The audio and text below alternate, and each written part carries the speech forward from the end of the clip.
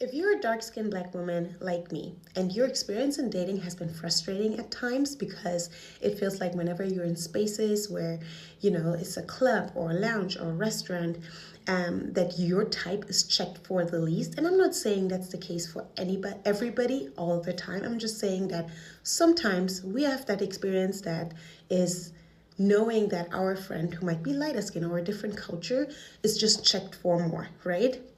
And you as a dark skinned black woman are kind of like overlooked or underappreciated. If that's your experience, I want you to do this one thing. I want you to start paying attention to the type of guy that is attracted to you. And I'm saying this because this hard wig, soft life kind of trend, or just women speaking out about it more, is so important to learn from, because these women have understood the type of man that is attracted to them. And what they did is they embrace that type of guy. What I see so often with dark skinned black women is that we kind of really focus in on the type of guy that doesn't like us and disregard the type of man that does. And that's really important, because why are you checking for someone that isn't checking for you? More often than not, it's really rooted in some type of self-worth, inefficiency, or, like self-loathing, where you're checking for the type of guy that doesn't necessarily like you because you feel like if you can win him over, you've been validated. So, yeah. Okay, a couple of parts in the back end I agree with, especially the part about women just paying attention to the men who are actually interested in them, the men who are in their vicinity, in their closest proximity. But a lot of the beginning part was absolute hogwash. I'm tired of hearing dark-skinned black women try to use colorism as a reason why they aren't getting good results in the dating market. I believe that dark-skinned women aren't getting good results in the dating market for the same reason why dark-skinned women of other complexities are having difficulties in the dating market. It's because of over masculinity and a lack of attention to detail in regards to like what men are actually looking for in the dating market. Not just men are like literally have a skin bias to the point where they look at a dark skinned woman and she absolutely has no shot at getting with him. I mean, I think the beginning of her problems could be the fact that she's walking around here wearing bifocals and Bill Cosby sweaters and not really like trying to appeal to men the best that she can just by looking at her in the TikTok. I mean, I don't know that for sure, but that's just what it seems like. It doesn't seem like she goes to the max to make sure that she looks as good and as sexy as she can when she goes outside. She looks like one of those girls who, read books and go to bookstores and sitting there for hours, so on and so forth. And hey, if that's you, that's you.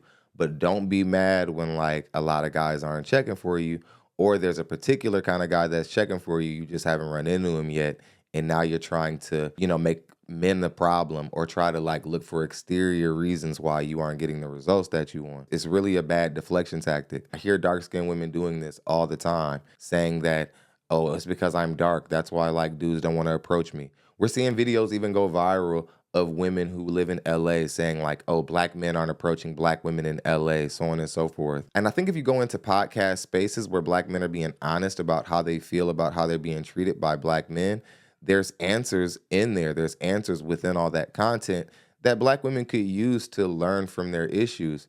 For some reason, they just rebel against it. There's usually arguments in the comment section.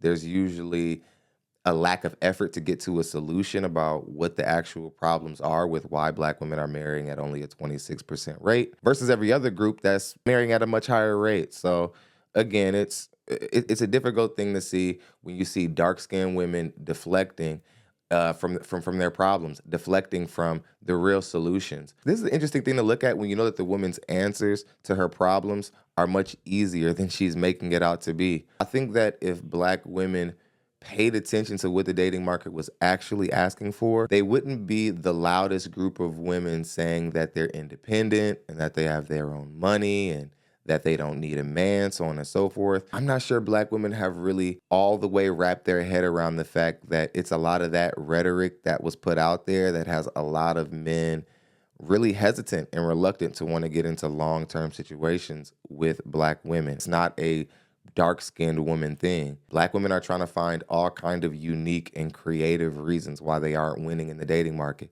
One moment is because we're intimidated by their income or we're intimidated by their education. And then the next moment is colorism. We've been seeing this since the dawn of these kind of relationship conversations going viral online. And now it's starting to be exposed in an even larger way now that there are more platforms exposing these sort of issues and this sort of rhetoric with Black women. You have Black women saying that Black men have a bias towards black-skinned women when there just isn't really much proof to support that kind of argument. There was an era where rappers were more uplifting to like light-skinned women. They were saying things about like red bone and foreign this and foreign that. But what a few rappers said in a rap song does not speak for what all Black men are interested in and what all Black men are attracted to.